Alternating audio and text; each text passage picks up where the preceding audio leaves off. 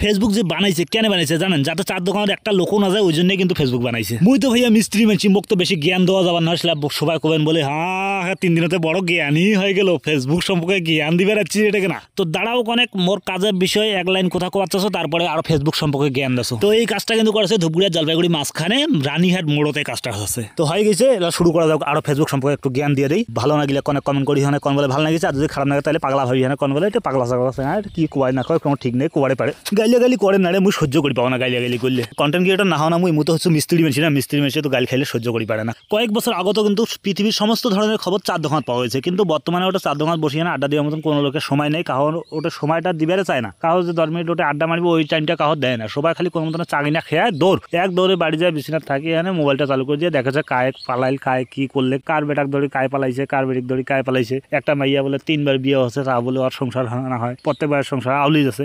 ওই ধরনের ঢং গিলে দেখার জন্য সবাই ফেসবুকটাই খুলে। কিন্তু আরে মুই মরি না যাও জ্বালা, ফেসবুকটা ওই জন্য বানাই নাই তোরে। ফেসবুকটা বানাইছে ট্যালেন্ট দেখার জন্য, কায় কি করি পারেন ভালো কিছু ওইলা দেখাও। তবে সেই জায়গায় কায় উষ্টা খেয়ে পড়ছে, হুটা ভানে খবর দিচ্ছে, এলে এত জ্বালা গিয়ে সহ্য হয়। ফেসবুক বানাইছে যাতে নিজের ট্যালেন্টটা দেখিয়ে মানুষ বিচার করি পারে যে তুই ভালো না খারাপ, তোর দ্বারা কোন কাজটা হবে না হবে, এই বিচারগুলো করিবার জন্য কিন্তু ফেসবুক বানাইছে, যাতে ফেসবুক দেখিয়ে আনে লোক তোমাক ভালো মন্দ বিচার করিয়ে তোমাকে একটা কাজের জন্য ডাকায়। সেই জন্য ফেসবুক বানাইছে। তোমার না গেছেন কোটেকার কি ঢং দেখাছেন।